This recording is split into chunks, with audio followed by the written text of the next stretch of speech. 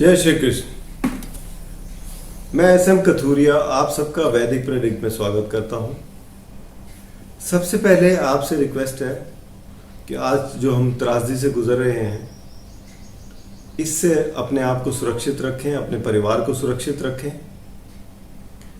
और जहां तक हो सके घर से ना निकलें। अगर ज़रूरत नहीं है तो बहुत ज़रूरत पर ही बाहर निकलें और जो भी नियमों का पालन करने के लिए बोला गया है उसको आप ज़रूर फॉलो करें, क्योंकि जीवन सबसे पहले है, बाकी सब चीज़ें बाद में आती हैं। तो आशा है आप सब स्वस्थ रहेंगे, सुरक्षित रहेंगे। चलिए शुरू करता हूँ इस महीने धनु राशि फल जून 21 का। धनु राशि के स्वामी गुरु हैं और गुरु तीसरे भाव में बैठे हैं। अब धनु राशि एक ऐसी राशि है, क्योंकि गुरु स्वामी है, ये लोग बहुत ही बुद्धिमान होते हैं, अपने टारगेट ओरिएंटेड होते हैं और काफ़ी अग्रेसिव भी होते हैं। धनु राशि के स्वामी जब तीसरे घर में बैठे हों तो तीसरा घर जो है पराक्रम का स्थान है, छोटे भाई बहनों का स्थान है, छोटी यात्राओं का स्थान है, क्रिएटिविटी का है। तो आपको यहाँ पर पराक्रम अच्छा बना हुआ है, आप अच्छी तरह से बुद्धिमत्ता से काम कर पाएंगे और गुरु की दृष्टि यहाँ से सप्तम भाव पर पड़ रही है, जो कि आपके पति पत्नी का है, पार्टनरशिप का है, और एकादश भाव पे पड़ रही है जो कि आय का भाव है। तो कुल मिलाकर गुरु की दृष्टि अच्छी है। 20 तारीख को गुरु जो है वक्री हो जाएंगे, उसके बाद थोड़ा सा जो परिणाम में परिवर्तन भी आएगा।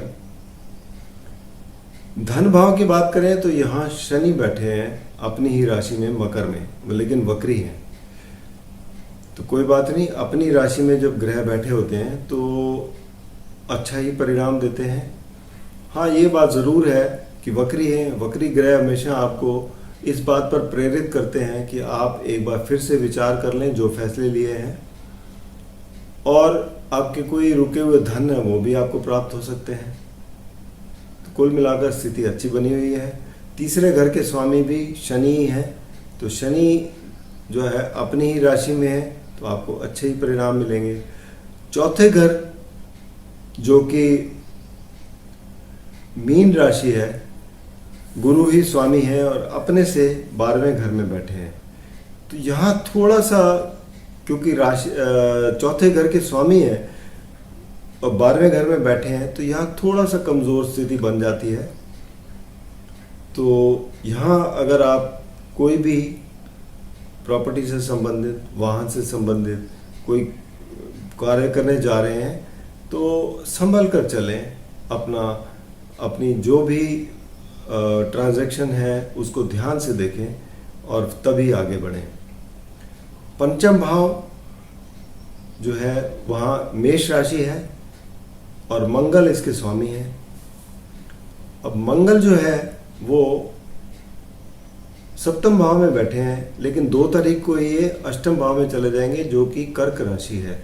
कर्क राशि इनकी नीच राशि है और वो भी अष्टम भाव। तो यहाँ पंचम भाव में आपको खास ख्याल रखना पड़ेगा, खासकर बच्चों का ध्यान रखें, सेहत का। जो लोग शिक्षा क्षेत्र में हैं उन्हें तो अगर जो रिसर्च में हैं उन्हें तो फ़ायदा मिलेगा, लेकिन बाकी लोगों को थोड़ा फोकस ज़्यादा बढ़ाकर थोड़ा और ध्यान देने की ज़रूरत पड़ेगी।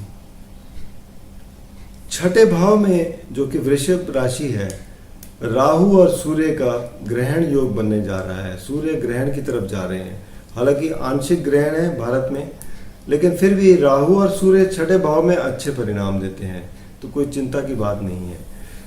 हाँ, 15 तारीख के बाद सूर्य सप्तम भाव में आ जाएंगे। सप्तम भाव यहाँ पर शुक्र बैठे हैं, क्योंकि बुध भी जो है वो 2 तारीख को वक्री चल रहे हैं और छठे भाव में आएंगे, तो बुध की स्थिति भी थोड़ा सा कमज़ोर हो जाएगी। और सप्तम भाव जो कि पार्टनरशिप का है, यहाँ सूर्य की स्थिति अच्छी नहीं मानी जाती। आपको अपने पति या पत्नी से व्यवहार में थोड़ा संभल कर चल रहना पड़ेगा। बिजनेस में भी अगर आप कोई डील कर रहे हैं या आप कहीं मिलने जा रहे हैं किसी से, वहाँ भी आपको सतर्कता से अगर आप डील करेंगे तो आपके लिए अच्छा रहेगा। क्योंकि सूर्य जो है वो एक ऐसे ग्रह हैं, क्रूर ग्रह हैं एक्चुअली, इनकी जो तेज है बहुत ज़्यादा है। और 7वां घर जो होता है वो रिलेशनशिप का होता है, और रिलेशनशिप में थोड़ा वातावरण कूल चाहिए, नरम चाहिए। इसलिए कहते हैं कि जब सूर्य ऐसे स्थान में आते हैं तो वहाँ थोड़ा सा आपको माहौल ऐसा हो जाता है कि आपको थोड़ा ध्यान रख के चलने की ज़रूरत है। अष्टम भाव में अब मंगल आ गए, तो मंगल वो भी कर्क राशि यानी नीच की राशि में, तो यहाँ आपको ये धन का काफ़ी नुकसान कर सकते हैं। और सेहत संबंधी भी आपको ध्यान रखना पड़ेगा। अगर रक्त संबंधी आपको कोई परेशानी है तो उसका भी ध्यान रख के चले।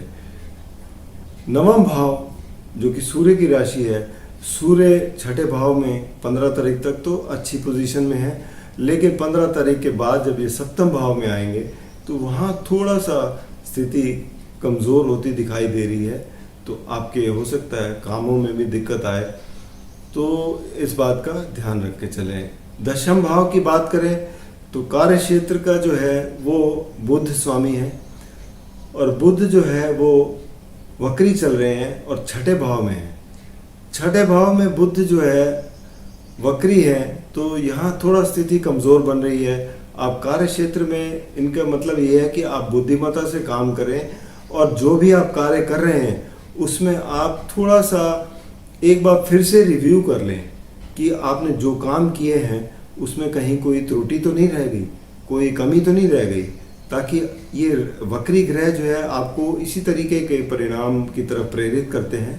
और आप अगर ये देख के चलते हैं कि हाँ मेरे को ठीक करके चलना है, तो हालांकि समय उसमें थोड़ा ज़्यादा लगता है, लेकिन अगर आप अपनी त्रुटियों को ठीक करके चलेंगे तो स्थिति आपके लिए बड़ी अच्छी हो जाती है, सामान्य हो जाती है।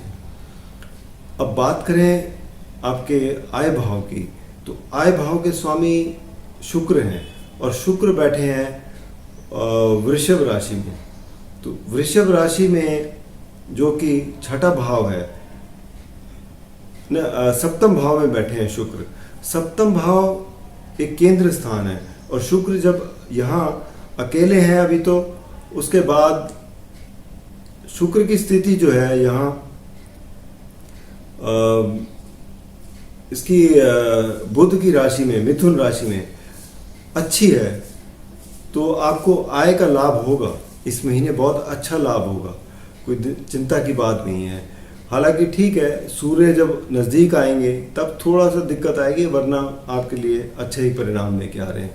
द्वादश भाव की बात करें तो यहाँ मंगल स्वामी हैं। अब द्वादश भाव के स्वामी 8वें भाव में आ गए, वो भी नीच की राशि में, तो खर्चों पर तो आपको नियंत्रण करना ही पड़ेगा, क्योंकि मंगल नीच की राशि में हमेशा दिक्कत देते हैं आपके फाइनेंशियल साइड में, और आपको सेहत का भी ध्यान रख के चलना पड़ेगा कि कहीं आपको कोई रोग वगैरह ना पकड़ ले। तो ये था धनु राशि वालों का राशिफल जून के महीने का। व्यक्तिगत रूप में कोई समस्या आ रही हो तो आप नीचे दिए गए नंबर पर संपर्क करें या वैदिकप्रेरित.com पर लॉगिन कर सकते हैं। और उपाय के तौर पर धनु राशि वाले अगर बृहस्पतिवार को मंदिर जाकर केले वगैरह बांटें या केले के पेड़ को जल दें। अगर आपने कोई गुरु धारण किया हुआ है तो उनका आशीर्वाद ज़रूर लें। अगर गुरु नहीं धारण किया तो माता पिता के आशीर्वाद लें, क्योंकि ये सब चीज़ें आपको बहुत लाभ पहुंचाती हैं। छोटी छोटी चीज़ें हैं, लेकिन इन्हें करने से आपको लाभ काफ़ी होता है। और हमेशा आप हल्दी का या केसर का टीका लगा के चलें, आपके लिए काफ़ी अच्छा रहेगा। और एक रिक्वेस्ट और है, अगर आपने चैनल को सब्सक्राइब नहीं किया तो कृपया सब्सक्राइब करके चलें और बेल आइकन ज़रूर दबाएं, ताकि आने वाली वीडियो सब आपको सीधी पहुंच सके। अगर आपको पसंद आए तो मित्रों में भी शेयर कर सकते हैं। धन्यवाद।